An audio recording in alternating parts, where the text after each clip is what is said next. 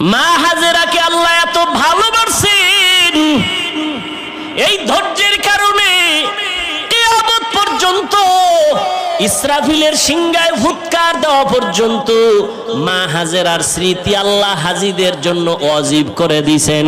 ও হাজী সাবরা, তোমরা মক্কায় গিয়ে যখন হজ করবা, সাফা মারওয়ায় আমার হাজেরা দৌড়াইছে 7 বার। তোরা যদি দৌড়টা না দেও, আমি আল্লাহ তোদের কারো হজ কবুল করব না। চিন্তা করেন, বালিশে মাথা লাগাইয়া, এটা কেমন কপাল যে হাজেরার দৌড় কিয়ামত পর্যন্ত আল্লাহ বাধ্য করে দিয়েছেন, হাজিরা দিবি দৌড়, না হয় হজ বাতিল। মাওলার কাছে হাজেরার ধৈর্য পছন্দ হয়ে গেছে। আর তুমি সেই জমজমের পানি পান করতেছো, মা হাজেরার কান্নার ফসল। ইসমাইল দুধ পায় না, খানা পায় না, কাঁদতেছে। মা হাজেরা দৌড়া ইসমাইলের পানি দেওয়ার জন্য, একবার সাফা একবার মারওয়া। এবার আল্লাহর পক্ষ থেকে সাহায্য চলে আসলো। কে জানো হাজেরাকে একটা ডাক দিছে কোথার থেকে। হঠাৎ করে খেয়াল করে দেখে আওয়াজটা বাইতুল্লাহর পার্শ্ব থেকে আসছে। কিনারায় গিয়ে দেখে অদৃশ্যের আওয়াজ। বলে, হাজেরা ডাকছো কেন? কোনো টেনশন করিও না, জিব্রাইল আইসা একটা পাখার একটা ডানা দিয়া বাড়ি মারছে মাটিতে, পানি ওঠা শুরু হয়ে গেছে। কেউ লেখেন ইসমাইল নবীর বাচ্চা মানুষ যে পা নাড়াইছে কান্নার সময়, পায়ের আঘাতে পানি। তবে বিশুদ্ধ বর্ণনা হলো জিব্রাইলের আঘাতে পানি উঠছে। ওই পানি দেখা আম্মা জান হাজেরা বলছে, জম জম, থাম থাম। পানি থেমে গেল, নিজে পান করলেন, সন্তান ইসমাইলের করাইলেন। সারা দুনিয়ার সব বেঈমান বিজ্ঞানীরা, মুমিন বিজ্ঞানীরা একমত, জমজমের মতো পিওর পানি পৃথিবীর আর কোথাও এমন পিওর নাই।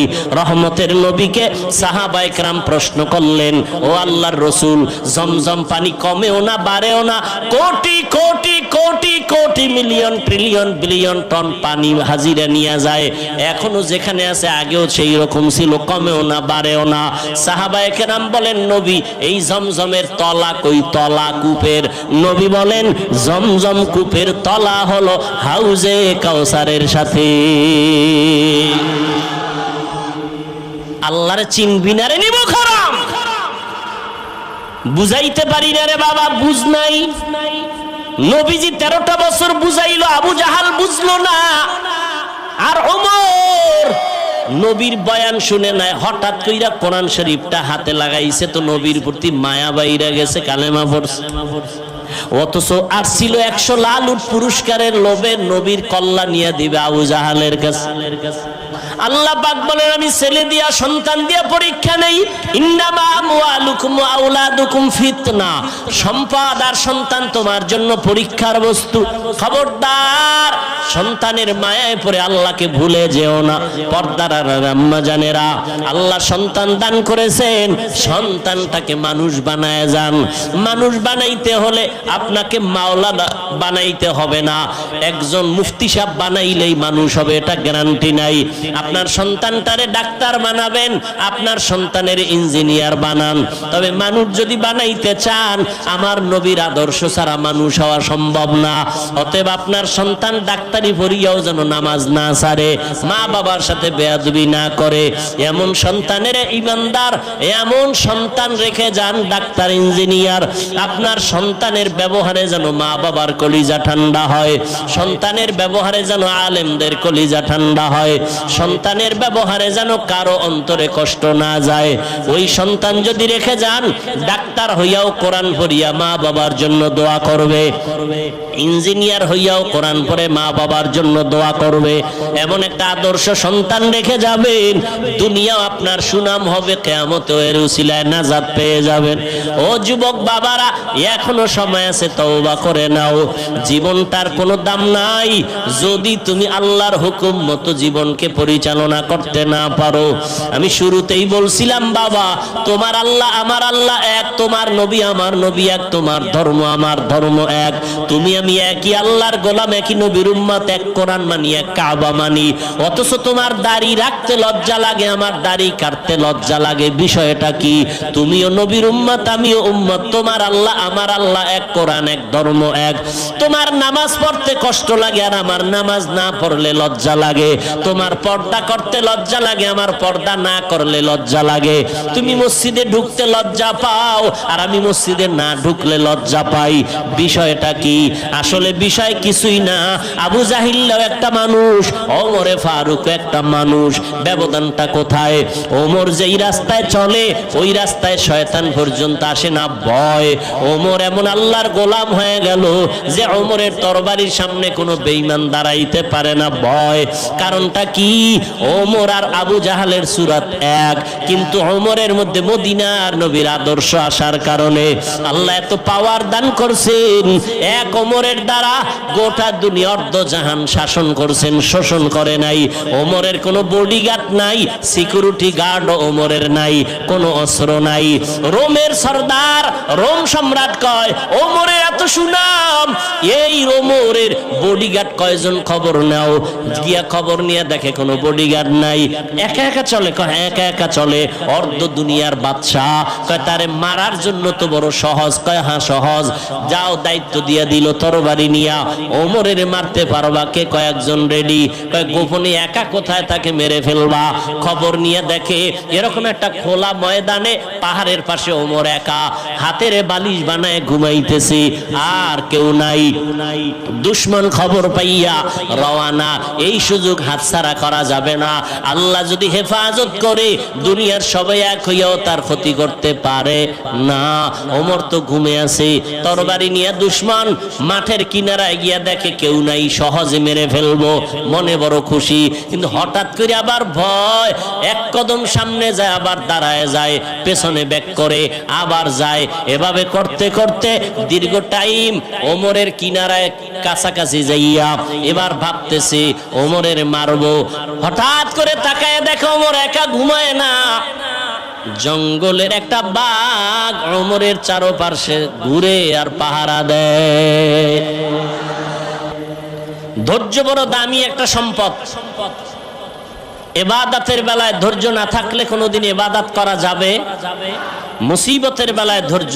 এই যে বৃষ্টি, এটা একটা মুসিবত। আল্লাহ ওয়াদা করছেন আমি মুসিবত দিব। তো মুসিবত যখন আসবে ঘাবড়াইও না। ইজা আসাবাতহুম মুসিবাহ ক্বালু ইন্না লিল্লাহি ওয়া ইন্না ইলাইহি রাজিউন। মুসিবত যখন আসবে তখন তুমি দোয়া পড়ো, ইন্না লিল্লাহি ওয়া ইন্না ইলাইহি রাজিউন। আল্লাহর পক্ষ থেকে আসছে, আল্লাহর কাছেই ফিরে যাব, মুসিবত থেকে হেফাজত করো। আল্লাহ পাক চাইবেন যা তাই হবে, বান্দা চাইলে কিছুই হবে না। বান্দা কিছুই হবে না। সমুদ্রের ভেতরে স্টিমার চলে, মালবাহী জাহাজ। মালিক ঢাকায় অফিসে বসে আছেন, সমুদ্র অনেক দূর। খবর আসলো জাহাজ পানির তলে গেছে গা, তুফান, বাতাস, বৃষ্টি। মালিক বলে আল্লাহর জাতের কসম, আমার জাহাজ পানির নিচে যায় নাই, ডুবে নাই, মাল নষ্ট হয় নাই। তুমি দেখছো নি? কয় না। জিব্রাইল আইছিনি? বলে না। গায়েব জানুনি? কয় না। তো বললা কেমনে? কয় খবর নাও। সমুদ্রের মাঝে গিয়া খবর দিয়ে দেখেন অন্য জাহাজগুলো ডুবে গেছে, মাল নষ্ট হয়েছে। ওই মালিকেরটা এখনো অক্ষত, সুস্থ, নষ্ট হয় নাই।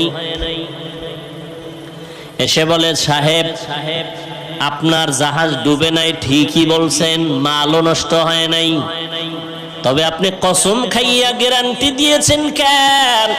কি পুঁজি আপনার হাতে আছে? বলে রহমতের নবীর হাদিস, রহমতের নবীর তাবিজ। রহমতের নবী বলছেন যারা মালের হিসাব করে পাই পাই যাকাত দিবে তাদের মাল আল্লাহ ফেরেশতা দিয়া পাহারা দিয়া হেফাজত করবেন। কাদের কুদরত দারি বার কামাল আন্তা রব্বি আন্তা হাসবি জুল জালাল তুহি কাদের জলিলুল্লাহ জাহাদার বহর হালে তুহি মেরা নেগাহদার। মালিক কে? কোরআন হেফাজত কে করবেন? দিন হেফাজত কে করবেন? আল্লাহর নামটা জবানে আসে না?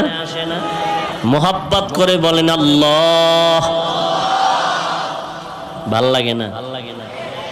জীবনে ছেলের নাম নিলা, ছেলেরে বাচ্চাটারে কত সুন্দর কইয়া আব্বু কইয়া চুমা দিলা 12 বার।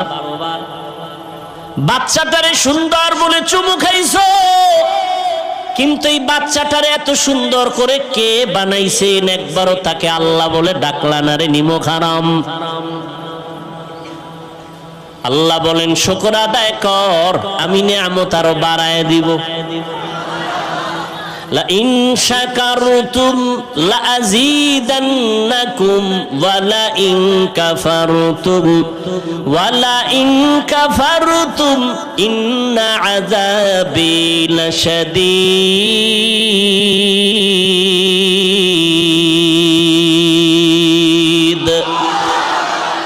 শুকরে নিয়ামত নিয়ামতাত আফযুকুনাত কুফরে নিয়ামত কাফাত বিরুকুনাত হামদুলাকা শুকরিলাকা ইয়া যুলমিনান হাজিরিয়া নাজরি বার হালেমান। আল্লাহর বান্দা বলে নবীজির ১৫০০ বছর আগে তাবিজ লাগানো মালের যাকাত সঠিকভাবে আদায় করো, আল্লাহ ফেরেশতা দিয়া মাল হেফাজত করবেন। দোকানে আগুন লাগে কেন? ঠিক মতো রসুলের তরিকায় ব্যবসা চালাও। ডাইনে বামে আগুন লাগবে, তোমার ঘরে লাগবে না। সাহাবীর ঘরে আগুন লাগছে, সবাই গিয়া কয় হযরত আপনার গ্রামের বাড়িতে আগুন লাগছে। বলে আল্লাহর কসম আমার ঘরে লাগে নাই। কয় দেখছেন নি? কয় না। কয় নবী কইছে? কয় না। জিবরাইল আইছিনি? কয় না। তো জানলেন কেমনে? কয় খবর ল। গিয়া দেখে এক কাতারে হাজারো শত বাড়ি সব পুড়ে গেছে, তার ঘরটা পুড়ে নাই। সাহাবীর সামনে গিয়া কয় কি ব্যাপার, আপনি জানলেন, গ্যারান্টি দিলেন, কসম খাইলেন কেন?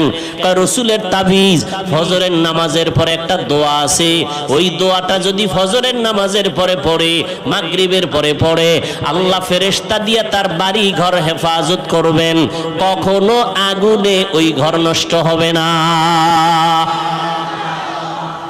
বিশ্বাস বিশ্বাস বিশ্বাস। এ মেয়া, এই করোনার আগের ঘটনা, লন্ডনে সম্ভবত একটা গোল টেবিল বৈঠকে বিভিন্ন ধর্মের মানুষ বসা, মিডিয়া এটা ভাইরালও হয়েছে, অনেকে দেখে থাকতে পারেন। বলতেছে হাদিসে আছে আজওয়া খেজুর আছে না? কথা কয় না। আজওয়া খেজুরের এটা রসুলের স্পষ্ট একটা ডাইরেক্ট মুজিজা, অলৌকিক। পোড়া খেজুর, বেঈমানরা মুশরিকরা খেজুরের দানা এটাকে পুইড়া দিছে, নবী এটা রোপণ করছেন, গাছ হইছে, খেজুর হইছে, আজওয়া। কেউ যদি ফজরের নামাজের পরে 7টা খেজুর, আজওয়া কয়টা? প্রতিদিন 7টা খেজুর খাবে, পারলে কপাল ভালো থাকলে একটু জমজম পানি পান করবে, না শুধু খেজুর 7টা, সব রোগের ঔষধ মরণ ছাড়া। এই আজওয়া খাইয়া যদি কেউ বিষ খায়, বিষের ক্রিয়া নষ্ট হয়ে যায়। তো ওই গোল টেবিল বৈঠকে এক বিধর্মী বলে, তোমাদের মুসলমানের নবী তার কিতাবে বইলে গেছে যে আজওয়া খেজুরের এত পাওয়ার, যে এই খেজুর খাইয়া যদি কেউ বিষ পান করে তাহলে তার অ্যাকশন হবে না। হ্যাঁ অবশ্যই হাদিসে আছে। প্রমাণ দেখাইতে পারবা? তো কাহা পারবো। তো ইঁদুর মরে যেই বিষে, ওই বিষের বোতল নিয়ে দিছে। উনি 3টা আজওয়া খেজুর খাইয়া, একজন বড় আলেম বুজুর্গ, এরপরে ওই ইঁদুরের ওষুধটা পান করলো। কইরা এবার দিব্যি আরামে বৈশা মিটিং চালাইলো। দীর্ঘ টাইম মিটিং চললো, আর ওই সময় কিছু বিধর্মী কালেমা পড়েছে। এটি ইয়াকিন, বিশ্বাস। যার যেই যত পার্সেন্ট বিশ্বাস মজবুত, তার তত পার্সেন্ট ওই কাজে ফলাফল বেশি ভালো। আমরা হুজুরকে দিয়া দোয়া করান না, কথা কয় না। কোরবানির সময় গরু জবাই দিছেন, ইমাম সাহেব কই আনেন, হুজুরের দিয়া করাইছেন কেন? আপনি পারেন না? দোয়া তো বাবার জন্য আপনি করলে এটা বেশি আছে, হাদিসে বেশি দরকার, হুজুরের দিয়া করান কেন? সমস্যা তো আপনার ভিতরে জবান না পাক করে ফেলছেন, গাঞ্জা খাইয়া বিড়ি টেনে, মিথ্যা কথা বলে। জবান পবিত্র রাখেন, আল্লাহর কসম। জবান দিয়ে গালি দিবেন না, মিথ্যা বলবেন না, প্রতারণা করবেন না।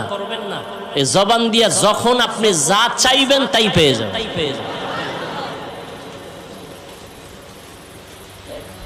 আপনি চাইতেছেন পান না, আপনার জবান না পাক, সুদের সাথে জড়িত। তো সুদের সাথে যারা জড়িত এরা হজ করলেও হজ কবুল হবে না। 10 তলা মাদ্রাসা বানাইলেও একটা সওয়াব পাবে না। জীবন ভর যত মোনাজাত দিবে একটা মোনাজাতও কবুল হবে না। আল্লাহ কয় রেডিও রে বেঈমান, তোর সাথে আমি আল্লাহ নিজে যুদ্ধ করব, রেডিও। কারণ তুই কত খারাপ, তোর গর্ভধারিণী মায়ের সাথে 24টা ঘন্টার সেকেন্ডে সেকেন্ডে তোর আমল নামায় জিনার গুনাহ লেখা হয়। অথচ হুজুর বাদ দেন, আপনাদের লাইনে, জেনারেল লাইনে চাকরি করে, ব্যবসা করে, কোটি টাকার মালিক, 1 টাকাও সুদ খায় না, হারাম খায় না, নাই? সত্য কথা বলেন, নাই? কিয়ামতের দিন তাকেই আল্লাহ দাঁড় করায় বলবে, এই বেঈমান, তোর লাইনের বান্দাটা হারাম খাইলো না, তুই খাইলি কেন? জবাব দে। আল্লাহ হেদায়েত দান করুন। আর হারাম খেয়ে শান্তি আছে, দুনিয়ায় আছে। যদি একটু দুনিয়ায় শান্তি পেত তো মনটা একটু বুঝাইতো যে হ্যাঁ দুনিয়ায় শান্তি। মরার আগেই ভেজাল। দেখেন না কিভাবে দুদুকের নোটিশ আসতেছে, আসে না? সম্পদ কোটি কোটি সম্পদ কামাই করে শান্তি নেই। মরার আগেই মাইয়ার থেকে আলাদা, ছেলের থেকে আলাদা, বউয়ের থেকে আলাদা। একটা জীবন, খাইতে বইয়া শান্তি নাই, ঘুমাইতে শান্তি নাই, শরীর অসুস্থ। এটা জীবন হইল, এটা একটা জীবন হইল। এরপরে যদি হামলা মামলা, তাজা মানুষ জাগায় মাইরা ফেলাইতেছে। গতকালকে একটা মানুষের পেটের ভিতরে দেখছেন না? হ্যাঁ, খবরও নেই। সারাদিন মোবাইল নিয়ে কবিরা গুনাহ করবে, এটি দেখার টাইম কই? মোবাইল নিয়ে কবিরা গুনাহ করে করে চোখ না পাক, অন্তর না পাক, কান না পাক, জিহ্বা না পাক, দোয়া কেমনে কবুল হবে? মুসা নবীর ঘটনা আছে না? বৃষ্টি নাই এলাকায়, দোয়া চাইতেছেন, মুসা নবী আল্লাহর কাছে দোয়া করতেছেন। আল্লাহ মুসা নবীকে বলে, তোমার মজলিসে দোয়া কবুল হবে না, একটা জিনাকার আছে, এটার উড়াও তাড়াতাড়ি, নিলে ওর কারণে দোয়া কবুল হবে না। মুসা নবী তো রাগী নবী, এই জিনাকার ওঠ, তাড়াতাড়ি ওঠ, তোর কারণে এই দোয়া কবুল হইতেছে না। জিনাকার যদি ওঠে তো জানবে সবাই আর জিনাকার। বয়ে বয়ে যদি কান্না করে তো সবাই জানবে আমি জিনাকার। না কানতে পারে না উঠতে পারে, দিল খুইলে আল্লাহর একটা ডাক দিছে গোপনে, এই মালিক 40 বছর আমি জিনা করি, আমার মা বাবা কেউ জানে না, তুমি জানো। 40 বছর তুমি ইজ্জতের পর্দা লাগায় রাখছো, আজকে নবীর সামনে বেইজ্জতি করবা, আর করবো না জিনা, মাফ করে দাও। মুহূর্তে আকাশটা মেঘাচ্ছন্ন হয়ে গেল, বৃষ্টি শুরু হয়ে গেল, মুসা নবীর জিভ বাইরে গেল, এই খোদা, মাত্র কইলা জিনাকার না উঠলে মোনাজাত করবো লইব না, তুমি ধাম করে বৃষ্টি দিলা, বিষয়টা কি? আল্লাহ কয়, যার কারণে বলছি দিমু না, তার কারণেই বৃষ্টি দিলাম। কারণ এটা আবার কেমন নীতি? মুসা জানো না আমি আল্লাহর একটা নাম আছে রহমান, আমার একটা নাম আছে গফফার। বান্দা যখন কান্না দিছে আমি সব মাফ করে দিছি। ইয়া ইলাহি तू मेरा माबूद है, या इलाही तू मेरा माशूक है, या इलाही मुझसे मुझको दूर करता, ताकि देखो मुझ में तुझको एक नजर। ধৈর্য নামের পরীক্ষার পাশ করার জন্য পুঁজিটা লাগবে বড় ধৈর্য। ইবাদতের বেলায় ধৈর্য, মুসিবতের বেলায় ধৈর্য, গুনাহের বেলায় ধৈর্য। ফজরের 4 রাকাত নামাজ 4 রাকাত নামাজ পড়তে আপনার সর্বোচ্চ 20 মিনিট সময় লাগবে, কিন্তু কপাল পরা 20 মিনিটের ঘুমের মজা পাইয়া উঠে না। ঠিক নেই? ধৈর্য নাই, সারা রাত ঘুমাইছে, চিন্তা করেন 20 মিনিটের ঘুমের মজা ছাড়তে চায় না। কিন্তু এই 20 মিনিটের যে ঘুমাইয়া 4 রাকাত নামাজ পড়লো না, সাজাটা কি 20 মিনিট হবে? কঠিন সাজা হবে। গুনাহের বেলায় ধৈর্য, নিজেরে কন্ট্রোল করো। তুমি চাইলে মিথ্যা কথা বলতে পারো, কিন্তু নিজেরে কন্ট্রোল করো, মিথ্যা বলবা না। বিজয়টা তোমার পক্ষে একটু পরেই চলে আসবে। ধৈর্যের সাথে মুসিবত আসছে, তাড়াহুড়া করবা না, নিজেরে কন্ট্রোল করো, আল্লাহর সাহায্য কামনা করো। ধৈর্যের এই গুণটা যদি অর্জন করতে পারো, আল্লাহ তোমাকে দুনিয়া আখিরাতে অনেক পুরস্কার দিবেন। এর মধ্যে 2টা পুরস্কার দিবেন, বড় দামি, বড় শ্রেষ্ঠ পুরস্কার। দুনিয়ার পুরস্কার শ্রেষ্ঠ যেটা, আল্লাহ বলেন আমি আল্লাহ তার চিরদিনের বন্ধু হয়ে থাকবো। ইয়া আইয়ুহাল্লাযীনা আমানুস্তাঈনু বিস-সাবরি ওয়াস-সালাহ ইন্নাল্লাহা মা'আস-সাবিরিন।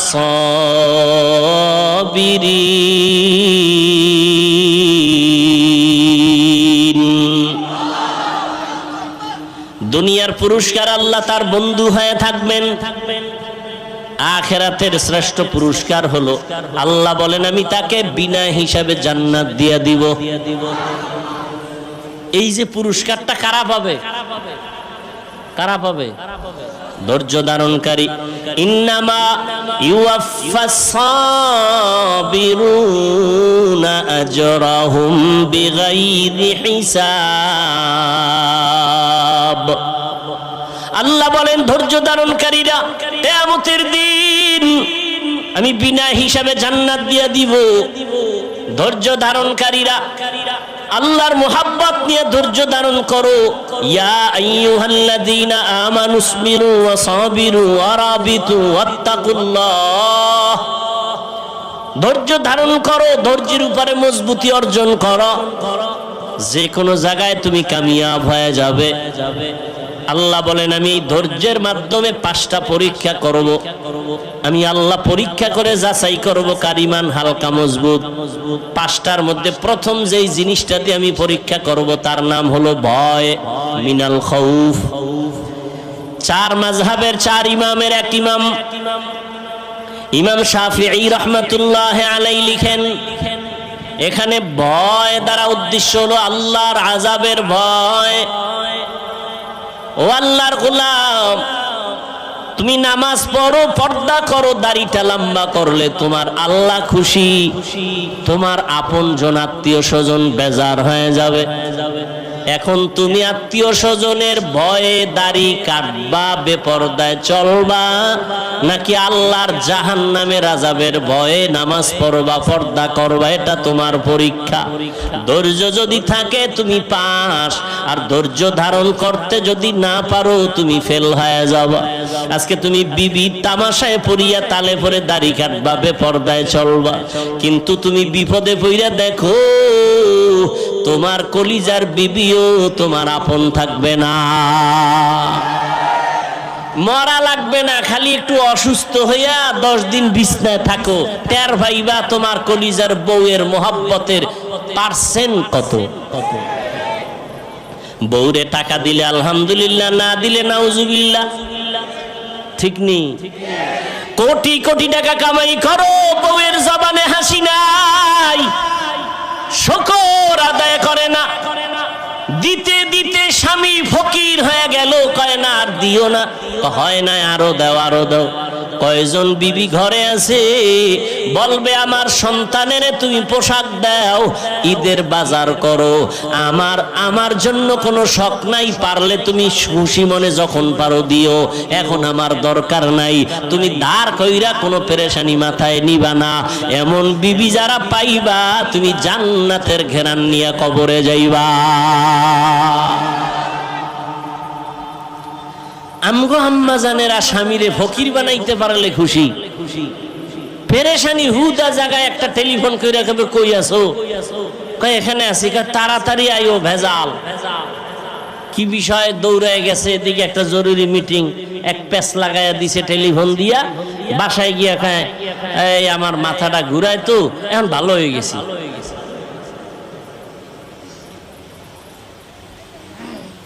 হ্যাঁ, এই জন্য ভালো মেয়ে বিয়া করো। ধৈর্য বড় দামি একটা সম্পদ। ধৈর্যের পাহাড় পৃথিবীতে স্থাপন করে গেছেন। ও পর্দার আড়ালের আম্মা জানেরা, ইতিহাস ভালো করে পড়ো। কয়েকদিন আগে আম্মা জানদের ধৈর্যের পরীক্ষা গেল। কোরবানি করেছো, মা হাজেরা আলাইহা সালামের ইতিহাস তোমার সামনে চলে আসছে। ইসমাইল নবীর মা কেমনে সন্তান তারে বাবার কাছে ছুরির নিচে দিয়া দিল।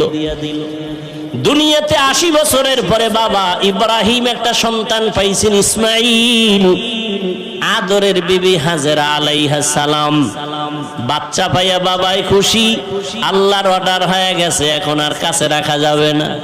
মক্কার কিনারায় জঙ্গল পাহাড়, ওখানে বিবি হাজেরাকে আর ইসমাইল শিশুটারে রাইখা নবী ইব্রাহিম বিদায়। আম্মা জান হাজেরা কয়, ও পয়গম্বর, আপনি যেখানে রেখে যান, আপনি কই যান? কয় আমি বাড়ি চলে যাই। কয় বিষয়টা কি? এখানে মানুষ নাই, সূর্যের আলো নাই, কিচ্ছু নাই, খাওন দাওন নাই, আমি মহিলা মানুষ, এই শিশু বাচ্চা নিয়ে কেমনে থাকবো? এবার ইব্রাহিম নবী কথা বলে না, চুপ করে দাঁড়ায় আছেন। মা হাজেরা বলে, আরে নবীর স্ত্রী তো, এত বুদ্ধি তো আল্লাহ কিছু দিয়া রাখছেন। কয় বড় বউ সারা বিশ্ব সুন্দরী, এর সাথে কোনো দ্বন্দ্ব? ইব্রাহিম নবী মাথা নাড়ায় বলে, না। হাজেরা বুঝতে পারছেন এখানে আল্লাহর হুকুম আছে। এবার আল্লাহর হুকুম হইছে নি? এবার ইব্রাহিম নবী জিও বলে না, মাথা দিয়া সম্মত দিলেন, হ্যাঁ।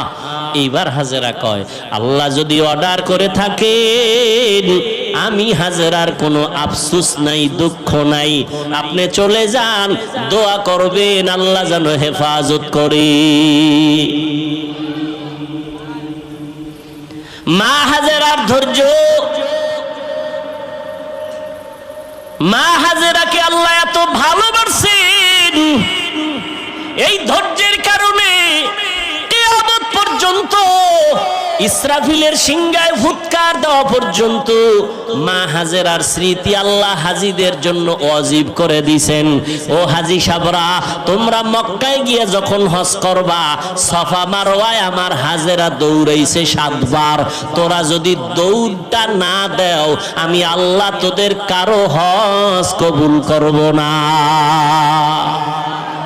চিন্তা করেন, বালিশে মাথা লাগাইয়া, এটা কেমন কপাল যে হাজেরার দৌড় কিয়ামত পর্যন্ত আল্লাহ বাধ্য করে দিয়েছেন, হাজিরা দিবি দৌড়, না হয় হজ বাতিল।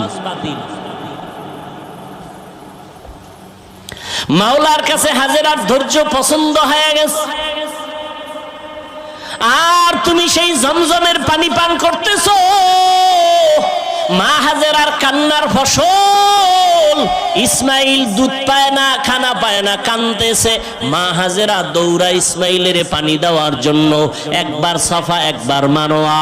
এবার আল্লাহর পক্ষ থেকে সাহায্য চলে আসলো। কে জানো হাজেরাকে একটা ডাক দিছে কোথার থেকে। হঠাৎ করে খেয়াল করে দেখে আওয়াজটা বাইতুল্লাহর পার্শ্ব থেকে আনছি। কিনারায় গিয়া দেখে অদৃশ্যের আওয়াজ। বলে, হাজেরা ডাকছো কেন? কোনো টেনশন করিও না, জিব্রাইল আইসা একটা পাখার একটা দানা দিয়া বাড়ি মারছে মাটিতে, পানি ওঠা শুরু হয়ে গেছে। কেউ লেখেন ইসমাইল নবীর বাচ্চা মানুষ যে পা নাড়াইছে কান্নার সময়, পায়ের আঘাতে পানি। তবে বিশুদ্ধ বর্ণনা হলো জিব্রাইলের আঘাতে পানি উঠছে। ওই পানি দেখা আম্মা জান হাজেরা বলছে, জম জম, থাম থাম। পানি থেমে গেল, নিজে পান করলেন, সন্তান ইসমাইলের করাইলেন। সারা দুনিয়ার সব বেঈমান বিজ্ঞানীরা, মুমিন বিজ্ঞানীরা একমত, জমজমের মতো পিওর পানি পৃথিবীর আর কোথাও এমন পিওর নাই। রহমতের নবীকে সাহাবায়ে কেরাম প্রশ্ন করলেন, ও আল্লাহর রাসূল, জমজম পানি কমেও না বাড়েও না, crore crore crore crore million trillion billion ton পানি হাজিরা নিয়ে যায়, এখনো যেখানে আছে আগেও সেই রকম ছিল, কমেও না বাড়েও না। সাহাবায়ে কেরাম বলেন, নবী এই জমজমের তলা কই? তলা কূপের। নবী বলেন, জমজম কূপের তলা হলো হাউজে কাউসারের সাথে। আল্লাহর চিনবি না রে নিব খারাম। কই আমগো যে সার্টিফিকেট নাই তো সম্মান কমে নাই। সেদিনও বাংলাদেশের এক বড় মাথাওয়ালা মন্ত্রী মহোদয়ের মন্ত্রীদের মধ্যে বড় দামি কোন এক কাজে গেলাম, কয় হুজুর হেলিকপ্টারের প্রোগ্রাম চলছেনি। আর একজনের সাথে পরিচয় করা, চিনেননি হুজুরের? হেলিকপ্টার হুজুর। আমি কই না, বৃষ্টির মধ্যে কে নিবে? আর আমি নিতে চাই না বেশি। আমি যদি চাই, আল্লাহর শুকর, আমি প্রতিদিন কপ্টারে প্রোগ্রাম করতে পারি সারা দেশে। অথচ আমি অফিসে লেখা রাখছি হেলিকপ্টারে আবেদন করবেন না। সম্মান আমার আল্লাহ সার্টিফিকেট দিয়ে দেয় না, টাকায় দেয় না। আল্লাহ যাকে সম্মান দিবেন, গরিবের সন্তানও ডিসি হয়ে যায়। কি আল্লাহ পারে না? তো তুমি সার্টিফিকেট নিয়ে কি হইছে? এটার পিছনে দৌড়াইয়া আল্লাহ চিনো না, নবী চিনো না, কিসের জন্য দৌড়াও? রিজিক তো কোনো বান্দার হাতে না, কার হাতে? তুমি আবার এটা উল্টা তো বুঝবা যে তাই কি স্কুল কলেজ পড়া বাদ দিয়ে দেব না। তুমি স্কুলে পড়ো, কলেজে পড়ো, তবে অন্তর সোজা করে নাও, রিজিক আমার আল্লাহ দিবেন। ওই আল্লাহর হুকুম মতো নামাজ পড়ো, পর্দা করো, মা বাবার দোয়া নিয়ে চলো। তোমার মতো কত যুবক দেখবা জীবনে মাদ্রাসায় পড়ে নাই, স্কুল কলেজে ভরিয়া doctor, doctor, professor, engineer, RAB, army, police, BDR, কোটি টাকার মালিক, চেয়ারম্যান, মেম্বার, এমপি, মন্ত্রী, পাঁচ বেলার নামাজ পড়ে আছে না নাই? তুমি পারো না কেন? সমস্যা কি তোমার? তুমি কি বলতে চাও কোরআন মিথ্যা? একটা প্রমাণ দাও, আমি এখন দাড়ি কেটে ফেলবো, এখন প্যান্ট শার্ট পইরা নাচ গান করবো, কোরআন শরীফ সব জ্বালায় দিব। একটা ভুল বের করো আল্লাহর কোরআন থেকে। কারণ আমরা হুজুরেরা যত বাহাদুরি করি, সবকিছুর মূল ফাউন্ডার আল্লাহর কোরআন। জান্নাত আছে প্রমাণ কোরআন, আল্লাহ আছে প্রমাণ কোরআন শরীফ, কিয়ামত হবে প্রমাণ কোরআন শরীফ। সেই কোরআনে যদি একটা ভুল বের করতে পারো, তাহলে পুরা কোরআন ভুল, আল্লাহ ভুল, ইসলাম ভুল, সব ভুল মানি না। পারবা বের করতে? পেরেছে কোনো বেঈমান? তাহলে তওবা করো, মাস্তানি ছাইরা তওবা করো। তওবা করে আল্লাহকে বলো, আল্লাহ শয়তানের ধোকায় বহু বাহাদুরি করছি, আর করতে চাই না। কোন দিন যেন বাসের নিচে লাশ চলে যায়। এই যে কোরবানির ঈদে, রমজানের ঈদে কত যুবক গাড়ির নিচে চলে গেল, পানির ভেতরে লাশ হয়ে গেল। ধৈর্য বড় দামি এক সম্পদ। আল্লাহর মোহাব্বত নিয়ে পাঁচ বেলার নামাজ পড়ো, পাঁচবার ওযু বানাও, শরীর তাজা থাকবে, কোনো ক্রিম লাগবে না, রোগ কম হয়ে যাবে, রোগ কম হবে। আল্লাহর ভয় অন্তরে জমা করো। এই ভয়টা দুই প্রকার, আল্লাহর পক্ষ থেকে ভয়, আবার বান্দার পক্ষ থেকেও ভয়। যেমন ইসরায়েলের মধ্যে বেঈমানরা ফিলিস্তিনের মুসলমানদের ভয় দেখায়, মসজিদে আকসা ছেড়ে দাও, না হয় তোমাদের উপরে হামলা করা হবে। বলে হামলা করো, যাই করো, জীবন দিব, আল্লাহর ঘর থেকে আমরা আলাদা হব না। ফিলিস্তিনের দিকে তাকাও, এক বাবা মিষ্টি খাওয়াইতেছে মানুষের আর হাসতেছে। সাংবাদিক বলে বিষয় কি? বিপদ চলে, মানুষ মরে, রক্ত চলে, তুমি হাসো কেন, মিষ্টি খাওয়াও কেন? লোকটা বলে আমার দুইটা সন্তান ইসরায়েলি বেঈমানদের হাতে শাহাদাতের পেয়ালা নিয়ে জান্নাতে গেছে, আমি খুশি, এই জন্য মিষ্টি খাওয়াই। আমিও তৈরি হইতেছি, আমিও এই পথে বিনা হিসাবে জান্নাতে যাব।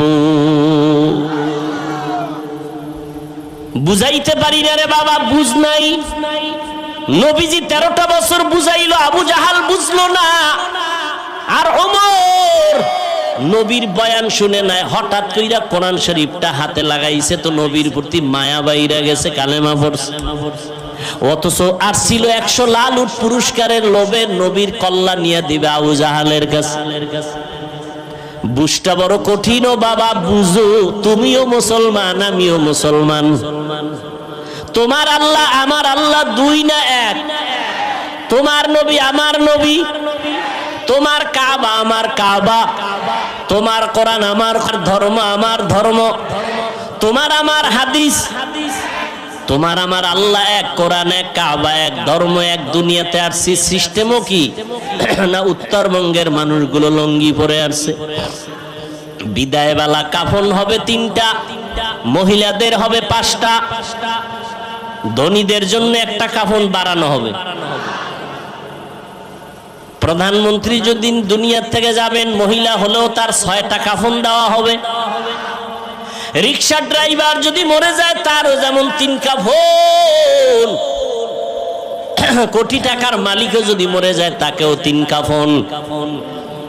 কারো সম্মানে একটা কাফন বাড়ানো হবে না, গরিব হওয়ার কারণে একটা কাফন কমানো হবে না। কবরের সাইজ হবে সমান, নাকি ধনীদেরটা একটু এসি টেসি লাগাই দিবে। গরিবের কবর যেমন, ধনীর কবরও তেমন। কাফনের কালার হবে আলাদা। কি আমগো হুজুরদের কালার হবে একরকম, আপনারা যারা হুজুর না তাদের কাফনের কালার হবে আর এক রকম। সবার কাফনের কালার এক, সংখ্যাও 3টা, তাও এক। কারো কাফনে লেখা থাকবে না এমপি সাহেবের লাশ, বড় হুজুরের লাশ কাফনে লেখা থাকবে। অতএব যতই বাহাদুরি করি না কেন, সাদা কাফনে ঢুকার পর সব শেষ হয়ে যাবে। ঠিক নি? জিন্দেগি মে বন্দগি তু কর নাহি, जिंदगी में बंदगी तू कर नहीं,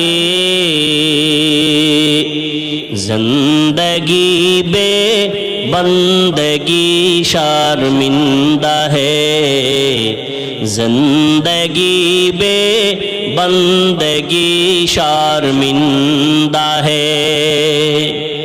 दुनिया में हो दुनिया गार न हो, बाजार से गुजर हो, खरीदार न हो। ये दुनिया एक मिसल कागज फूल है, ये दुनिया एक मिसल कागज फूल है। जिंदगी में बंदगी तू कर नहीं, जिंदगी बे बंदगी शर्मिंदा है, जिंदगी बे बंदगी शर्मिंदा है। এরে নবীর আশিক উম্মতের দল, 5টা জিনিসের মাধ্যমে আল্লাহ পরীক্ষা নিবেন। 1 নাম্বার ভয়। আল্লাহর ভয়ে তুমি নেক আমল করবা, নাকি দুনিয়ার মানুষের মাইরের ভয়ে তুমি গুনাহ করবা? এটাই তোমার পরীক্ষা। ধৈর্য ধারণ করো। এই মিয়া, আমাদের সবাই দুর্বল মনে করে, আসনি আমরা দুর্বল। টাকা নাই, বাড়ি নাই, গাড়ি নাই। আমাকে হুজুর গো মাদ্রাসায় পড়াই, হুজুরেরা মাদ্রাসায় পড়ায় 6-7 হাজার টাকা বেতন, 10,000, শহরে গেলে একটু বেশি। ইমাম সাহেবের বেতন বাকি তো 3-4-5 মাস আছেই। আবার ঘরের মধ্যে খানেওয়ালার সংখ্যাও বেশি হুজুর গো। কথা ঠিক না? আপনাদের তো সংখ্যা কম, কারণ আপনারা ট্যাবলেট খান, আমরা তো খাই না। কারণ আমরা নবীর হাদিস ওই দিন শিখলাম, দেখলাম নবী বলছেন ওই বাড়ির মাইয়া বিয়া করবি যেই বাড়ির সন্তান বেশি হয়, কারণ কিয়ামতের ময়দানে ইব্রাহিম নবী উম্মত নিয়ে দাঁড়াবে, মূসা নবী উম্মত নিয়ে দাঁড়াবে, ঈসা নবী দাঁড়াবে, আমি মুহাম্মদ উম্মতের সংখ্যা বেশি নিয়া আবেগ ভরা মোহাব্বত আর বাহাদুরের ভেসে আমি জান্নাতে আগে যাব। এরপরও কি ট্যাবলেটওয়ালারা পাল্লা দিয়ে আল্লাহর সাথে আগাইতে পারছে? কি ট্যাবলেটওয়ালারা? আমগো দেশে 20 বছরের তুলনায় বাংলাদেশের জনসংখ্যা কম না বেশি? সত্য কথা বলেন তো, ট্যাবলেট কই? ওই একটু আগে বলছি, মনে আছে? বান্দা চাইলে কিছুই হয় না, আল্লাহ চাইলে সব হয়। আল্লাহ যদি কয় আমি কোন বান্দা দুনিয়াতে পাঠাবো, ও ট্যাবলেট কেন? ও যদি ওই মহিলাকে জবাইও করে, এরপর আল্লাহ গর্ভ থেকে বাচ্চা বের করে দিবে, সময় নেই সে ঘটনা বলার। আল্লাহ কি পারেন? আল্লাহর চিনি না, আল্লাহ কি পারেন? ভারতের মতো বিশাল একটা দেশ, যেই ভারত থেকে ইসলামের আলো প্রথম জ্বলছে, যেমন কোরবানি, ইসলামের একটা পৃথিবীর শ্রেষ্ঠ এক ইতিহাস কোরবানি। এটা ভারত থেকে শুরু হয়েছে। কোথার থেকে? এই খবরও তো নাই।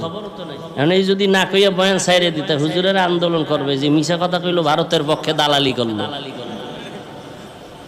মানে হিংসা তো অন্তরে জমা। শুধু কি তাই? পৃথিবীর ইতিহাসে মুসলমানদের এক বিজয়ী এক আওয়াজ হলো হজ। এই হজ শুরু হয়েছে ভারত থেকে। ইসলামের ইতিহাসে হজ শুরু হয়েছে ভারত থেকে। ভারত সরকার যদি হুনে,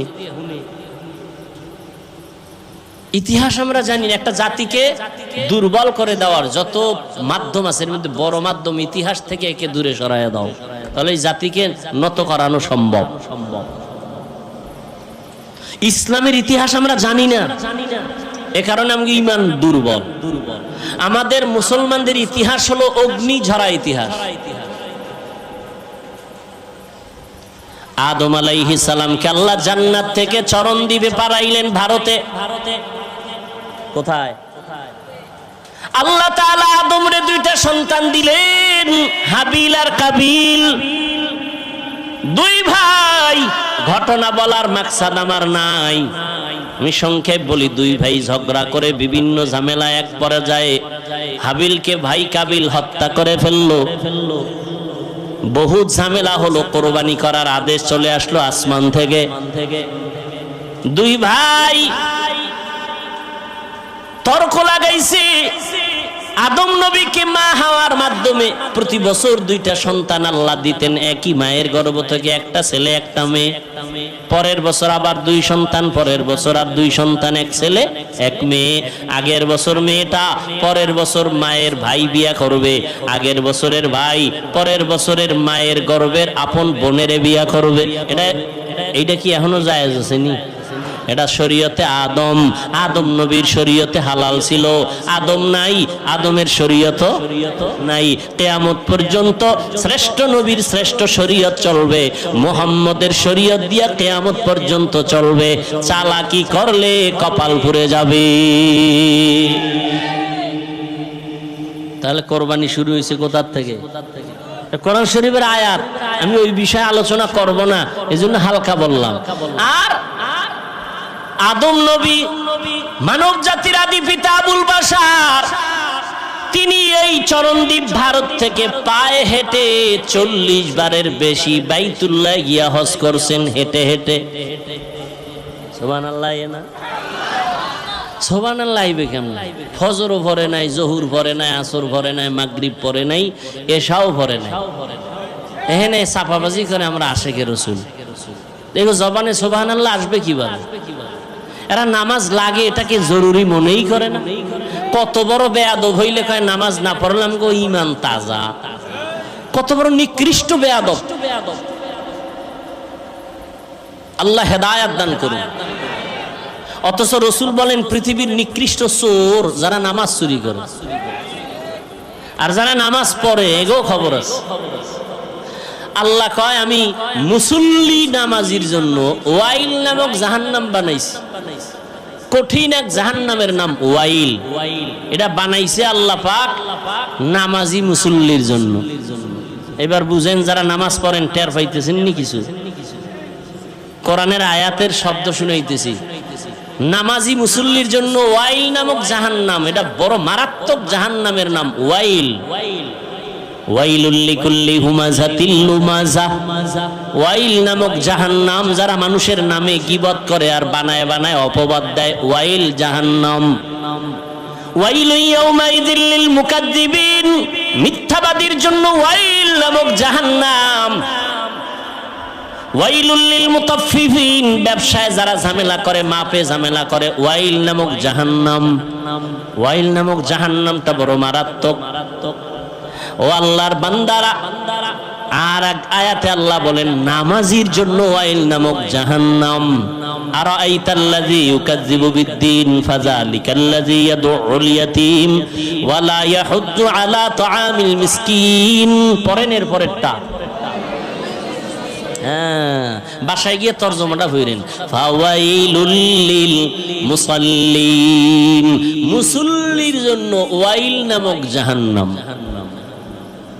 এবার যারা নামাজ পড়েন একটু খুশি নাকি? আমরা তো ওই লাইনে নেই। হ্যাঁ, তোমার জন্য আরো কঠিন জাহান্নামের আযাব। তোমার পরকালের ভিডা তো পরে, নামাজ না পড়ে দুনিয়াতে চেহারার নূর থাকবে না, থাকবে না। এখনই তো চেহারার দিকে তাকাইলে মায়া লাগে না, অথচ বয়স মাত্র 27 বছর। এরে যুবক, 40 বছর পর্যন্ত তোর চেহারাটা সুন্দর থাকবে, উজ্জ্বল থাকবে, কোনো মেডিসিন পাউডার ক্রিম লাগবে না, আল্লাহ নিজ হাতে এটারে বানায় দিছে। অথচ 27 বছর বয়স তোর, 25 বছরের চেহারার মধ্যে কেন উজ্জ্বলতা নাই, মায়া নাই, দেখলে ভাল লাগে না? তোর চেহারা এত নষ্ট হয়েছে কেন বল? সারা রাত্র মোবাইল নিয়ে কবিরা গুনাহ করছো, আমার মাওলা সহ্য করতে পারে নাই, চেহারার নূর আল্লাহ নিয়ে নিছে। শুধু কি তাই? এই মোবাইল চালাইতে চালাইতে তোর চোখের পাওয়ার নাই, কানের পাওয়ার নাই, হার্ট দুর্বল, ব্রেন দুর্বল, সব দুর্বল হয়ে গেছে।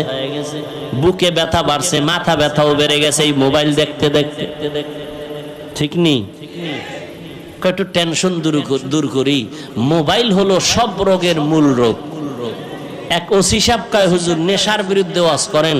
আমি বললাম কোন নেশা? কয় মদ, ইয়াবা। আমি কি সব বাদ দেন, মোবাইলের নেশার বিরুদ্ধে ওয়াজ করেন। কামনে করেন? তা আমি করি, শুনেন, যাইয়েন না। মিরপুরে ঠাডা ভাঙ্গা ওয়াজ দিলাম মোবাইলের বিরুদ্ধে। মোবাইল, স্বামী স্ত্রীর মাঝখানে পর্দা লাগাইছে মোবাইল। স্ত্রী স্বামীর হক আদায় করে না, স্বামী স্ত্রীর হক আদায় করে না। কেন? কয় মোবাইলের হক আদায় করতেই তো রাত শেষ। মা বাবা সন্তানের হক আদায় করে না মোবাইলের কারণে, সন্তান মা বাবার হক আদায় করে না মোবাইলের কারণে। তাজা তাজা প্রাণগুলো ছুরির নিচে চলে গেল মোবাইলের কারণে। কি বলবো, লেখাপড়ার ঘরে আগুন লাগছে মোবাইল। এই মোবাইলের কারণে মায়ের সাথে বেয়াদবি করেছো রে যুবক, মোবাইলের কারণে বাবার সাথে গাদ্দারি করেছো, শিক্ষকের সাথে বেয়াদবি করেছো। আল্লাহর কসম করে বলি, লিখে রাখ, তোর কপাল আগুন লাগছে। তুই মরার আগে এত তাড়াতাড়ি মরবি না। আর যদি মরো তো গাড়ির তলে, মানে যে ধর এটাও কইতে পারবি না, শেষ। আর যদি না মরো তো বিছানায় মরার আগে পঙ্গু হয়ে থাকবি, লিখে রাখ। হাদিস শুনানের সময় নাই যে আমি যা বলতেছি মনে করিস না গাঞ্জা খাইছি। আমার চেহারা দেখলে গাঞ্জাখোরের মতো মনে হয়, তো তুই কেন বলো আবল তাবল বলি? তোর চেহারা দেখলে মনে হয় তুই গাঞ্জা খাও, তুই ইয়াবা খাও, তুই নামাজ পড়ো না, তুই মায়ের সাথে বেয়াদবি করো, বাবার সাথে বেয়াদবি করো। অল টাইম তোর উপরে অভিশাপ, অভিশাপ, অভিশাপ। ভয় লাগে তুই কখন হাত পাও ভাঙ্গে গাড়ির তলে বইরা থাকো, ভয় লাগে আমার। শিক্ষকের সাথে বেয়াদবি করেছো, পাওয়ার দেখাইতে গেছো শিক্ষকের সাথে। আল্লাহর কসম করে বলি, আল্লাহ তোরে মাফ করবে না শিক্ষক যতদিন পর্যন্ত তোরে ক্ষমা না দিবে। এটা বান্দার হক, বান্দার হক, বান্দার হক।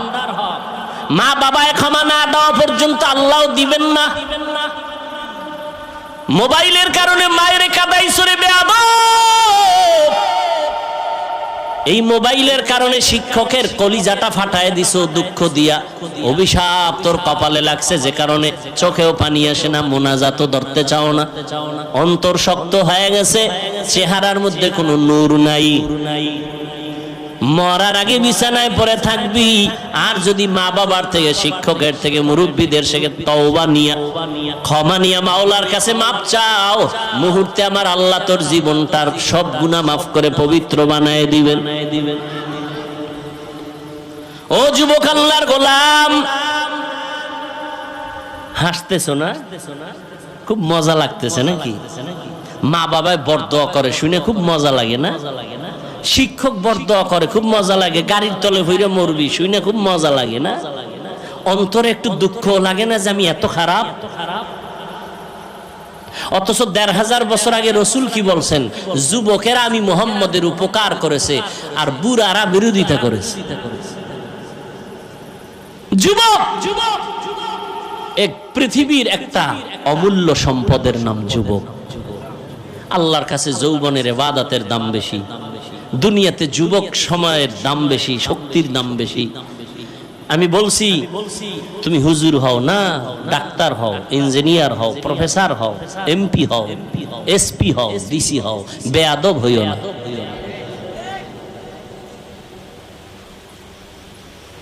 অনেক ডিসি সাহেবের গুণগান, খুব ভালো, খুব ভালো, এসপি সাহেব ভালো, মেম্বার ভালো, চেয়ারম্যান ভালো, নাই নাই সবকিছুর ভালোর পেছনে মায়ের অবদান, মায়ের দোয়া। মা বাবার দোয়া, চোখের পানি না থাকলে কোনো সন্তান এই দুনিয়ায় সম্মানের চেয়ার পাইতো না। কিন্তু কত সন্তান বুঝেও না যে মা বাবার দোয়ার কারণে এখানে বসছি। মা বাবার খোঁজ খবর নেয় না, মা বাবার জন্য দোয়াও করে না। বন্ধু বান্ধবের টাকা পয়সা বিলায়, মা বাবার জন্য বিলাইতে পারে না। বাইতুল্লাহ যাই একটু আল্লাহরে ডাকবে, টাকা আছে কপাল নেই, ঠিক নেই। বছরে ২-৩ বার যাইতে পারে, একবারও যায় না। জিগাইলি কয় এই সমস্যা, এই সমস্যা, কপাল বড় খারাপ। ও আল্লাহর বান্দারা, আল্লাহ পাক বলেন আমি 5টা জিনিসের মাধ্যমে পরীক্ষা নিব। 1 নাম্বার আল্লাহর ভয়, দ্বিতীয় পরীক্ষা হলো ক্ষুধা। ইমাম শাফিঈ রাহমাতুল্লাহ আলাইহি বলেন ক্ষুধা মানে এখানে উদ্দেশ্য হলো রোজা। এই যে রমজান মাস গেল, কত কুলাঙ্গারের বাচ্চারা এই বাংলাদেশে বলছে ঘরের মধ্যে কি ভাতের অভাব আছে, রোজা রাখবো কেন? বলে নাই? আমরা কি ভাতের অভাবে রোজা রাখি? রোজা তো হিন্দুরাও রোজা রাখে, খ্রিস্টানেরাও রাখে, ইহুদিরাও রাখে। দুনিয়াতে এমন কোন ধর্মের মানুষ নাই যেই ধর্মের মধ্যে রোজার আইন নাই, তবে তাদের নাম আলাদা, সিস্টেম আলাদা। আমরা কই রোজা, তারা কয় না খাওয়ার সাধনা। কোন কোন ধর্মেও দেখছি এরকম লেখা, না খাইয়া যদি মরতে পারে বিনা হিসাবে জান্নাত পাবে। কিন্তু আমরা মুসলমানেরা না খাওয়ার সাধনা করি না, বরং না খাওয়ার ভেতর থেকে আল্লাহ পাওয়ার সাধনা করি। পরকালের সওয়াব বাদ দাও। চিকিৎসা বিজ্ঞানীরা রোজা নিয়ে গবেষণা করে বলছে শরীর ঠিক রাখার জন্য একটা মহা ঔষধের নাম রোজা।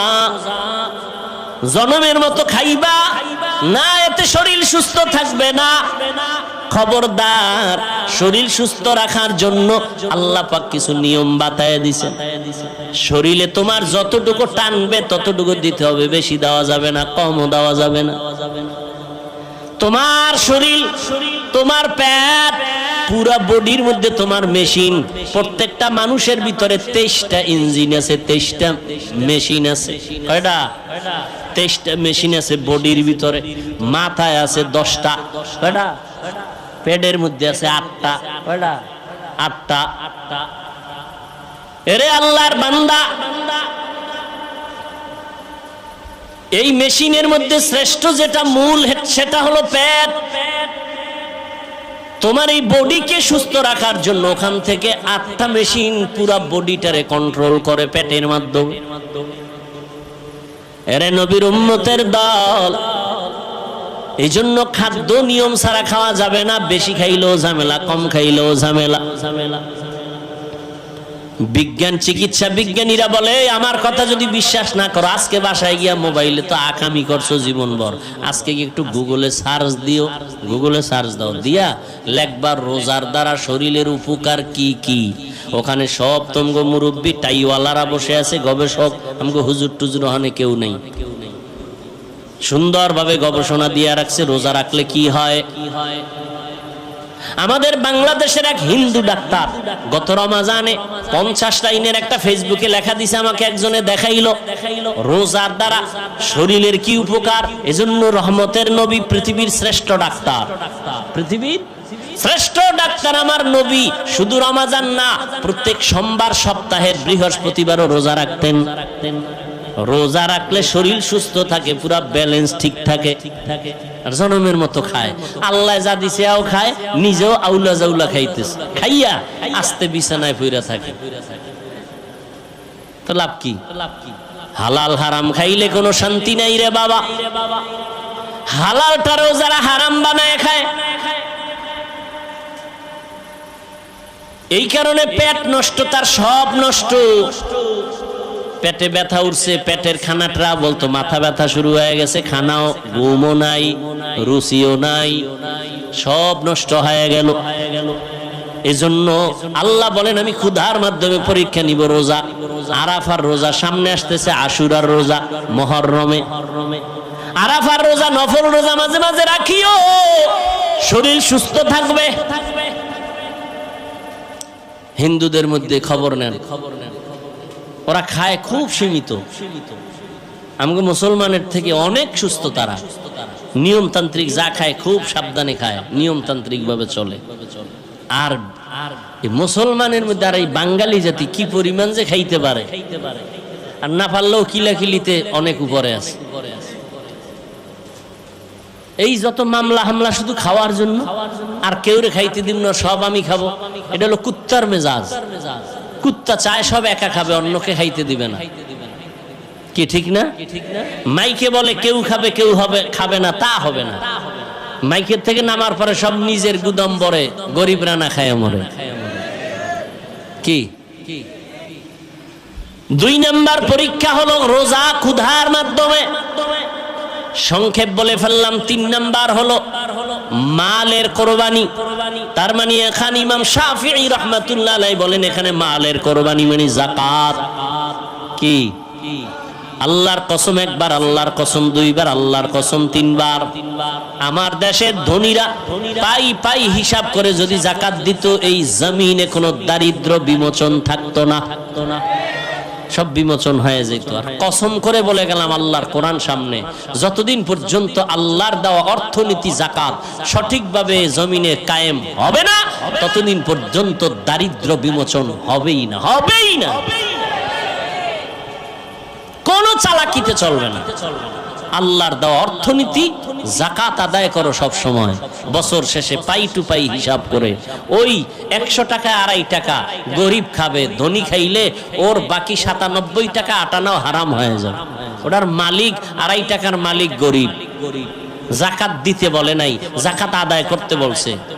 যাকাত দেওয়া এক জিনিস, আদায় করা আর এক জিনিস। এই বিষয়ে রমজানে আমি বিস্তারিত বয়ান করছি, এ নিয়ে বয়ান করা এখন আর যাবে না। আর যাকাত যাকে দিবে তাকে বলতে পারবেন এটা যাকাত দিছি, গোপনে দিয়া দাও। যে যাকাত খাওয়ার উপযুক্ত তাকে দাও, দিয়া পৌঁছাইয়া দাও। লাইনে দাঁড়াইয়া এরপরে ফকিন্নির মতো রৌদে পুরে যাকাত নিবে, ইসলাম এটা নিষেধ। বরং 2.5 টাকা গরিব পাবে, এটা তো আমার কাছে, আমি তার কাছে ঋণী। হ্যাঁ, 3 নাম্বার মালের কোরবানি। গরিবরা কয় তো আমগো তো আর ঝামেলা নাই, মালও নাই ঝামেলাও নেই। আল্লাহ কয় 4 নাম্বার গরিব তোমার জানের কোরবানি। ধনী বলল আমি টাকা দিলাম মাহফিল চালাও, ধনী বলে আমি টাকা দিলাম মাদ্রাসা উঠাও, মসজিদ উঠাও। ধনী জানের কোরবানি দিতে পারবে না, সময় নাই, সম্ভব না। এবার কয়েক গরিব তুমি জানের সময় দাও, পরামর্শ নাও, কাজ করো, তুমি জান দিয়ে একটু খেদমত করো। তাহলে গরিব ধনী মালের কোরবানি দিল, গরিব জানের কোরবানি দিয়া দুজন জান্নাতের বাসিন্দা হয়ে যাও। জান মালের কোরবানি, হজে যারা যায় তারা দুটোটাই দেয় একসাথে, মালের কোরবানি, জানের কোরবানি। মেহনত করে।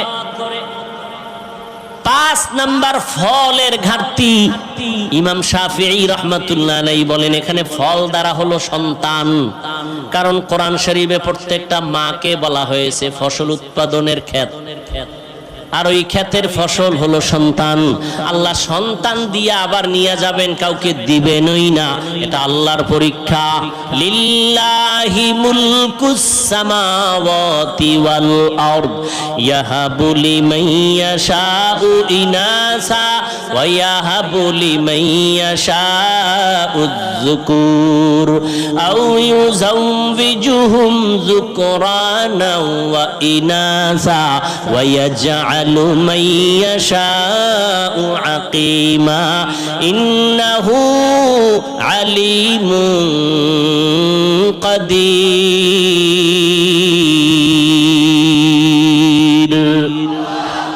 আল্লাহ বলেন আসমান জমিনের ক্ষমতা আমার হাতে, আমি চাইলে কাউকে ছেলে দেই, কাউকে মেয়ে দেই, কাউকে দোনোটা দেই, কাউকে কোনোটাই দেই না। ক্ষমতা কার? আল্লাহ পাক বলেন আমি ছেলে দিয়া সন্তান দিয়া পরীক্ষা নেই। ইন্নামা আমওয়ালুকুম ওয়া আওলাদুকুম ফিতনা, সম্পদ আর সন্তান তোমার জন্য পরীক্ষার বস্তু। খবরদার সন্তানের মায়ায় পড়ে আল্লাহকে ভুলে যেও না। পর্দার আম্মা জানেরা, আল্লাহ সন্তান দান করেছেন, সন্তানটাকে মানুষ বানায় যান। মানুষ বানাইতে হলে আপনাকে মাওলানা বানাইতে হবে না, একজন মুফতি সাহেব বানাইলেই মানুষ হবে এটা গ্যারান্টি নাই। আপনার সন্তানটারে ডাক্তার বানাবেন, আপনার সন্তানের ইঞ্জিনিয়ার বানান, তবে মানুষ যদি বানাইতে চান আমার নবীর আদর্শ ছাড়া মানুষ হওয়া সম্ভব না। অতএব আপনার সন্তান ডাক্তারি পড়িয়াও যেন নামাজ না ছাড়ে, মা বাবার সাথে বেয়াদবি না করে, এমন সন্তানের ইমানদার, এমন সন্তান রেখে যান ডাক্তার ইঞ্জিনিয়ার। আপনার সন্তানের ব্যবহারে যেন মা বাবার কলিজা ঠান্ডা হয়, সন্তানের ব্যবহারে যেন আলেমদের কলিজা ঠান্ডা হয়, সন্তানের ব্যবহারে যেন কারো অন্তরে কষ্ট না যায়।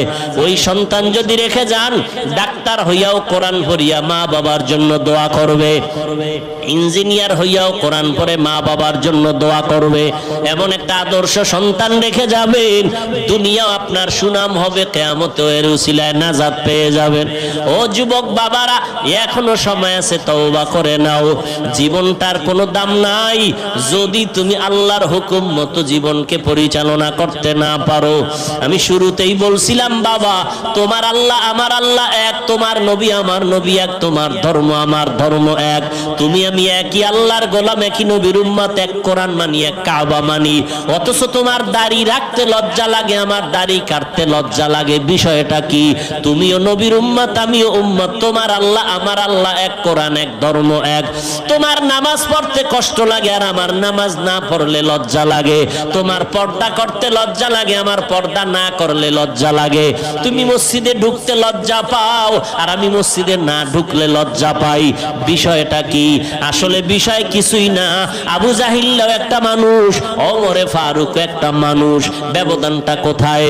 ওমর যেই রাস্তায় চলে ওই রাস্তায় শয়তান পর্যন্ত আসে না, ভয়। ওমর এমন আল্লাহর গোলাম হয়ে গেল যে ওমরের তরবারির সামনে কোনো বেঈমান দাঁড়াইতে পারে না, ভয়। কারণটা কি? ওমর আর আবু জাহালের সূরত এক, কিন্তু ওমরের মধ্যে মদিনার নবীর আদর্শ আসার কারণে আল্লাহ এত পাওয়ার দান করছেন। এক ওমরের দ্বারা গোটা দুনিয়া অর্ধ জাহান শাসন করছেন, শোষণ করে নাই। ওমরের কোনো বডিগার্ড নাই, সিকিউরিটি গার্ডও ওমরের নাই, কোনো অস্ত্র নাই। রোমের সর্দার, রোম সম্রাট কয় ওমরের এত সুনাম, এই ওমরের বডিগার্ড কয়জন? খবর নাও, গিয়া খবর নিয়ে দেখে কোনো বডিগার্ড নাই, একা একা চলে। কয় একা একা চলে, অর্ধ দুনিয়ার বাদশাহ। কয় তারে মারার জন্য তো বড় সহজ। কয় হ্যাঁ সহজ, যাও দায়িত্ব দিয়ে দিল তরবারি নিয়া ওমরের মারতে পারবা কে? কয়েকজন রেডি। কয় গোপনে একা কোথায় তাকে মেরে ফেলবা? খবর নিয়ে দেখে এরকম একটা খোলা ময়দানে পাহাড়ের পাশে ওমর একা, হাতের বালিশ বানায় ঘুমাইতেছে, আর কেউ নাই। দুশমন খবর পাইয়া রওয়ানা। এই সুযোগ হাতছাড়া করা যাবে না। আল্লাহ যদি হেফাজত করে দুনিয়ার সবাই এক হইয়াও তার ক্ষতি করতে পারে না।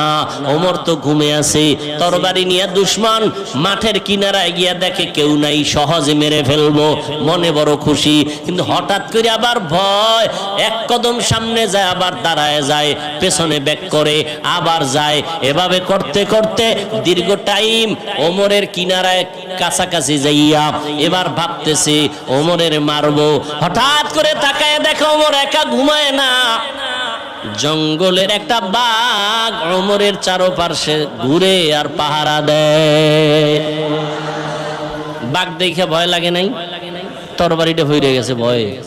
ওমর তাকাইছে, এখন আর কলিজা সাথে নাই। এই তুমি এখানে কেন? সব খুইলা কইছে, কয় মাফ করে দেন। শেষ পর্যন্ত কালেমা পড়ছে। মুসলমানের চরিত্র প্রতিশোধ নেয় না, প্রতিশোধ নেয় না। এটা মুসলমানের আদর্শ। রসুল শিখায় গেছেন, রসুলের আইনে যদি দুনিয়া চলতো পৃথিবীতে কোনো আন্দোলন থাকতো না, কোনো ঝগড়া থাকতো না, কলহদ্বন্দ্ব থাকতো না। কিন্তু এটা হতে দিবে না। যারা অন্যায়কারী এরা কখনো সঠিক কাজ সমাজে হোক এটা করতে হতে দিবে। ভাইরা আমার, সেই ওমর রহমতের নবীর আদর্শ নিয়ে বড় দামি হয়ে গেল। আল্লাহ এত পাওয়ার দান করছেন, ওমরের শানে আল্লাহ আয়াত নাজিল করছেন কোরআন শরীফে। আয়াত নাজিল কইরা কয় নবীকে জিব্রাইল বলো ওমর যে একটা মত পেশ করছে আমি আল্লাহ মেনে নিলাম, নবীও জানো মেনে নেয়। খবর আছে আপনাদের? আর সেই ওমরের সাথে একটু তর্ক করছেন আপনারা ঘুমের ঘরে, না কি? তর্ক না করলে 8 রাকাত তারাবি লয়ে কিলেকিলি করেন কেন? হ্যাঁ, যে ওমর 20 রাকাত চালু করছে না, ওমরেরটা মানি না, মুহাম্মদেরটা মানি। নবী কয় আমি মুহাম্মদ আর আমার সাহাবাদেরকে যারা মানবে না তারা জান্নাতি হতে পারবে না। আল্লাহ আয়াত নাজিল করছেন কোরআনে, কোন এক বিষয় আমি বলার সময় নেই। আল্লাহ কয় জিব্রাইল নবীকে বলো ওমর যা মত পেশ করছে রসুলের সামনে আমি আল্লাহ মেনে নিছি, নবীও যেন মেনে নেয়। সেই ওমরের সাথে দুশ্মনী কেন? তুমি তারাবি 8 রাকাত বাদ দাও, যাও আমি হাফিজুর রহমান বলে গেলাম, তুমি 2 রাকাত তারাবি পড়ো, তবে পড়ার মতো পড়ো। যেই তারাবির সেজদায় গেলে মাওলার সাথে মোলাকাত হবে এমন পড়লে তোমার 2 রাকাতই যথেষ্ট। আর যদি সেই নামের পড়ো, দেখানোর জন্য পড়ো, 40 রাকাত পড়লেও কপাল খুলবে না। তুমি আল্লাহর জন্যই যদি পড়ো তো হিংসা কেন? আমাকে সালাম দেয় না, দিলেও নেয় না, কি ওখানে 20 রাকাতের পার্টি। এটা একটা মুসলমানি কথা হইল? তুমি 8 রাকাত পড়ছো, কই আমি তো তোমারে হিংসা করি নাই। তুমি বুকে হাত বাঁধো, আমি নাভিতে হাত বাঁধি, কই হিংসা তো করি নাই। তুমি কেন আমাকে হিংসা করো ভাই? বুকে হাত বাঁধি, জোরে আমিন বলি, যা বলি কার জন্য? তো আল্লাহর জন্য ইবাদত করলে বান্দার সাথে ভাব কেন? ভাবটা দেখাবা আল্লাহর সাথে, যে আল্লাহ আমারে চিনোনি তুমি। আমার 20 লাগে না, 8এই ব্যাটারি চার্জ হয়ে যায়, ফাস্ট চার্জার আমার অন্তর। আমার 20 রাকাত লাগে না, 8এই আমার কলিজা পুরা চার্জ হয়ে যায়। ভাব দেখাবা আল্লাহর সাথে, আল্লাহর ইবাদত করো, বান্দার সাথে কেন? অহংকার, নবীজি বলেন আগুন যেমন লাকড়ি ধ্বংস করে দেয়, অহংকার আর হিংসা মানুষের জীবনের ইখলাসওয়ালা আমলগুলোকেও ধ্বংস করে দেয়। আল্লাহ আমাদের অহংকার হিংসা থেকে হেফাজত করেন। ও যুবক বাবারা, ও বৃদ্ধ বাবাজিরা, ও পর্দার আড়ালের আম্মা জানেরা, এখনো সময় আছে, তওবা করে নেন। আপনার মতো কত মা বোনেরা আছে এখনো পর্দা করে, স্বামীর মাল হেফাজত করে, মোবাইলে সময় নষ্ট করে না, নামাজ পড়ে। ও মা বোনেরা, আপনারা কেন পারবেন না? স্বামীর মাল হেফাজত করেন, নিজের সতীত্ব বজায় রাখেন। চরিত্র নষ্ট করলে দুনিয়াতে কেউ আসলে ভালোই জানে না, আল্লাহর কাছেও তো কোনো সম্মান থাকবে না। মরার পরে অশান্তি শুরু হবে, আপনার সন্তানেরা আপনার চরিত্রের কারণে কষ্ট পাবে। এখন থেকে তওবা করে নেন। ও বাবাজিরাও তওবা করে নামাজ পড়েন, যুবক বাবারা তওবা করো, আল্লাহর কাছে বলো জীবনে আর নামাজ ছাড়বা না। মনে মনে বলো, আল্লাহ শয়তানের ধোকায় গুনাহ করে ফেলেছি, আর করব না। তোমার কোরআন সত্য, গুনাহগারের জন্য জাহান্নাম তাও সত্য কোরআনে আছে, নেক আমলওয়ালাদের জন্য জান্নাত কোরআনে আছে। আজকে থেকে তওবা করে নিলাম, নামাজ ছাড়বো না, দাড়ি কাটবো না, বেপরদায় চলবো না, মা বাবাকে কষ্ট দিব না। ওলামায়ে কেরামের পরামর্শ নিয়া নবীজির সুন্নাত অনুযায়ী চলবো। তওবা করার মতো যদি কারো অন্তর তৈরি হয়, অন্তরে যদি কোনো দুর্বলতা না থাকে, দুটো হাত আমার আল্লাহকে দেখায়া দাও। আয় আল্লাহ, তওবা কবুল করে নেন। তওবার উপরে মজবুত হইয়া চলার মতো তৌফিক দান করেন, আমিন। আলহামদুলিল্লাহি রাব্বিল আলামিন, ওয়াসসালাতু ওয়াসসালামু আলা সাইয়্যিদিল আমবিয়া ওয়াল মুরসালিন ওয়া আলা আলিহি ওয়া আসহাবিহি আজমাইন। ইয়া আরহামার রাহিমিন, ইয়া আরহামার রাহিমিন, ইয়া আরহামার রাহিমিন। রব্বিরহামহুমা কামা রব্বায়ানি সগীরা। আল্লাহুম্মা ইন্নাকা আফুউন কারীম তুহিব্বুল আফওয়া ফা'ফু আন্না।